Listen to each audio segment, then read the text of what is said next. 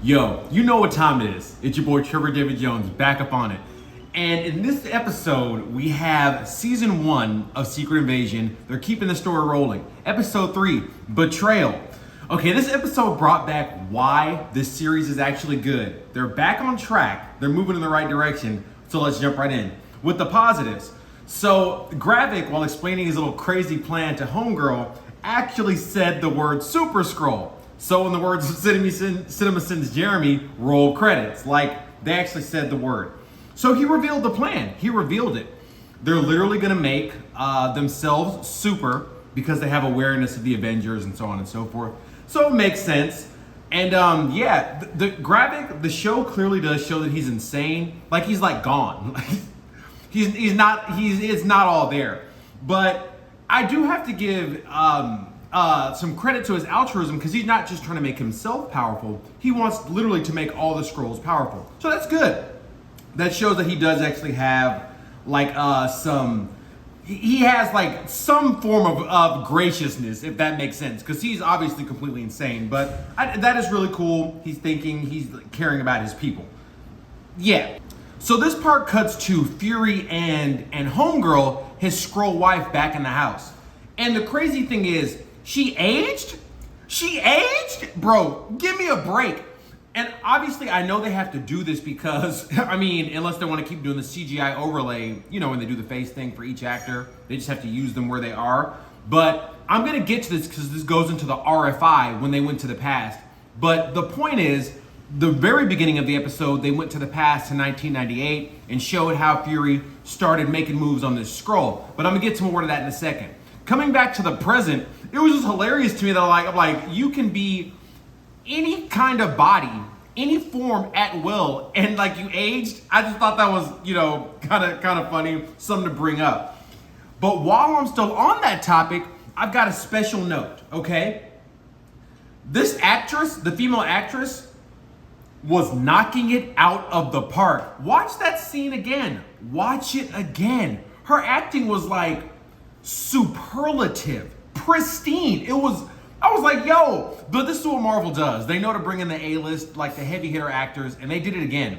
I didn't look up her name because while I'm watching a show, I don't look anything up. Wikipedia, because it'll reveal spoilers. So, but I'll find out at some point. But the point is, her acting, that kitchen scene, oh my, bro, that's some top tier stuff, man. Real talented, shout out. So, and while they were having their conversation, Nick Fury's like, I retired. That was one of the craziest lines of the episode. Like, they didn't give any explanation per se for that. As far as we know in the MCU, he's been like forming the Avengers, doing all this stuff. He's like, I retired. I was like, when? Like, after you met Captain Marvel, while you were in the spaceship up with the Skrulls?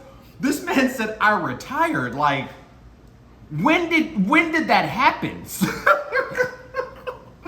He's been active in the MCU from jump. So the fact that they threw that line in there, maybe they'll come back to it, maybe they won't. I thought that was legitimately hilarious. This man, Nick Fury, said, no, I'm actually out of the game. I'm gonna need you to let me know when that happened, my G.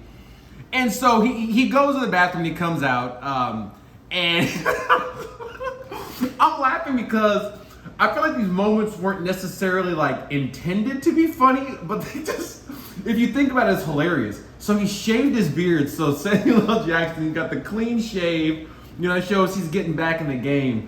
But did you see that man's goatee? Bro, did you see that man's goatee? It was like, again, watch that scene again. It's a power goatee, but shout out to Samuel L. Jackson. Okay. And also, and this has been going on since the first episode of the season, he doesn't wear the eye patch anymore. So that's symbolic for a couple reasons. It symbolizes truth. Like now he's willing to see what's actually going on. And it's for the audience as well, because we know, okay, there's actually like moments of truth happening in this whole setting, because he has both his eyes, you know, uncovered. So that's a pretty cool thing, just like a theatric, a literary thing to pay attention to. Really awesome. Okay, so we're gonna cut forward a little bit. So Gravik and Talos get together. They're gonna parlay, try and end their little conflict between leaders. And this leads to the table scene, which obviously obviously, is the best part of the entire episode. All these actors are on point, bro. All of them. Samuel L. Jackson, the wife, Ben Mendelsohn. Like, that's the one thing that I think we can all take away from this series is the acting is just it's really good. The lead actor of the series is Samuel L. Jackson. Like, he's in this. So, I mean, there you go. But that table scene, bro, come on, man. What do you even want me to say about that? So, you got the table scene, the train scene in the last episode. These are some of the best scenes acting-wise in the whole MCU. Big shout out. So, it had a lot of moments. They're talking, and when the waitress comes over and she gives him the coffee, and he's like, "Thank you, love." That was, I don't know if it was really supposed to be as horrifying as it was, but it was. It was great acting, but it was also super scary. Because he's literally like, the whole conversation is him, planning to, or maybe trying to stop him from eradicating, or his plan is to eradicate the whole human race. That's not that's not gonna happen, but that's what he's trying to do. So when a human comes over, like right after he's talking about this, and he's like, "Thank you, love, for the coffee," it was so scary. It was creepy. I was like, yo, this man is like mentally detached. He's gone. But again, that just points to the acting, him as a character. It was a scary, but it was a great moment. And on that point, Gravik, that actor, he plays the crazy person very well. He's been playing it since episode 1. He really does. It's funny because he looks so together. He's got like the little jacket, the little haircut, the little afro cut up. But once he starts talking or doing anything, you realize this man is insane. This Skrull is insane, and he plays that role very well, so that's good. And while we're on the point, so they go through the whole scene, Ben Mendelsohn's doing his thing. Again, the whole scene is just awesome, amazing acting. So Talos sticks a knife through his hand, and lo and behold, Gravik slides it back, and we see him heal it up with Extremis. That was one of the sickest moments, obviously, of the whole episode. So he's already altered his own DNA. He's already got the ball rolling. Man. Yeah. And not only that, but obviously, since he's walking around, breathing and talking, he has a stable Extremis. Because if you remember Iron Man 3, they would have it, but it was incomplete. They would blow up. There was it was an incomplete formula. But his is stable. Obviously, bro. I mean, he can't take on the Avengers solo. That's not what I'm saying. But at this moment, he's a pretty legitimate force to be reckoned with. So that was cool. That was really cool that they put that in there. So we cut to the bar where Talos is sitting there and Fury pulls up. He's got his fresh shave. He's ready. He's ready to go. So he needs to get the crew back together. He needs to get ready to save the world. So he goes to find his friend Talos. And naturally, Talos has some stuff to say. He's like, "You think you're gonna stroll in here, after what you just said? You have a lot of nerve." And basically ask him to apologize. And guess what? Fury does. One of the best parts of the episode. This is Fury. Nick Fury's like, he ain't got nothing to say. Nobody's like, "Yo, I'm doing my thing." He actually apologized. He was like, "Yeah, man, I'd be nothing without you," so on and so forth. But they made up. One of the best parts of the episode. That's what you want to see. People coming together. You know what I'm saying? Not splitting up. So in the car, they're making little jokes and kind of going over their history. And before I get to the point of the scene, this was, again, it's just top tier acting. You get to see Ben Mendelsohn, Samuel L. Jackson in a regular series. You only see him in movies, whenever you see him in a movie. This is like every week you can see some Samuel L. Super dope. That whole scene was just great. It showed that they're friends. But probably one of the biggest reveals of that scene, maybe unintentionally, maybe intentionally, was that Fury is his career is part and parcel to the Skrulls, on a complete level. I didn't know about that. Did they write that in? Maybe. But it was new information. Because Fury was kind of giving him a little jabs. But Talos was like, every promotion you had, it was us. Blah, blah, blah. It was a crazy scene because it's Fury didn't just meet the Skrulls and was like, "Oh, okay, there's some Skrulls here." Nah, they've been a part of his whole, game plan. But legitimately. I didn't know Fury was tied in so deep with the Skrulls. That was a revelatory moment in and of itself. So, it told us what's really going on. On a deeper level. It was crazy. So we go forward, and again, The table scene is the best part of the episode. It had the action, the tension. It was just a really advanced scene. But the crux scene of the episode was stopping the strike, stopping the nuclear strike. Which, to say that would have been a disaster is like an unmitigated, that's an understatement to the highest degree. So luckily they stopped it. It was cool, had some good spy action in there. A little back and forth. Taylor throwing out some threats. It was cool. It was a good scene, but they did successfully stop the strike. So the best part of the episode was the table scene, okay? The crux was the strike, but now we get to the craziest part of the episode, just like wild. So the way they stopped the strike was Gaia, Talos' daughter, gave them the codes. The thing was going nowhere. Talos like, yo, let me call him up. I can do this. And he got the info from Gaia, but he says, run. And so she did. So she dips out. Man. I gave the writers I gave them some shade last episode, but these writers they know what to do. They know what to do.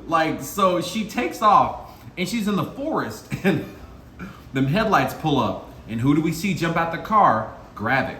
That man Gravik comes out. So he's like, blah, blah, blah. What are you doing here? And of course she has to tell a story. She has to say something, to kind of get herself out of the situation. He didn't want to hear it. She's like, the strike got stopped. He said, nah, it was worth it because I found the traitor. Man pulls out a strap, pulls out a gun. I was like, okay, they're about to have a little back and forth, blah, blah, blah. So he's basically asking her to answer for herself, but with a gun pointed at her chest. So she's like, blah, blah, blah. Bro, mid-sentence, ba-bow, just, bro, smokes her on the spot, straight up. I was like, nah, bro. I almost jumped out of my seat where I was watching it. Because it's a Marvel show, it's just blah, blah, blah. You expect it to be more, nah. This was some Sopranos, some The Wire type stuff. Just he said, nope, that's not what I wanted to hear. Bang! Game over. So we know Skrulls are very strong. They have advanced physical capabilities, but we've seen they don't really have any resistance to weaponry, to bullets. And they don't have you would think because of shapeshifting they would have regeneration, but they don't. If they get hit some blunt trauma or heavy trauma, they'll just die. Guy is dead. That's the point I'm trying to get to. But the scene was so intense and it was almost like a crime show. It was, man, bro, Colby Smulders, Robin, gone. Gaia smoked. They're playing for keeps in this show. But it kind of takes me back to Ms. Marvel where people would actually get hurt. That show had a couple deaths. So, they're more advanced, they're playing for keeps. It was a crazy scene. Gaia's out of the picture. And that in and of itself brought the episode to a close. That was it. So we're gonna move on to the room for improvements. And I said this before, so I'm gonna stop bringing it up because it's obviously it's a part of the show. Mid-cool elements. The first mid-cool was last week. They took us back to 1997. This week, they took us to 1998. And like I said about mid-cools, you can go back and write in anything. That's the whole thing. You can put in any, but obviously that's a part of the show. I'm not gonna bring it up. Secondly, they're gonna need some explanation for this. Again, Fury making moves on a Skrull.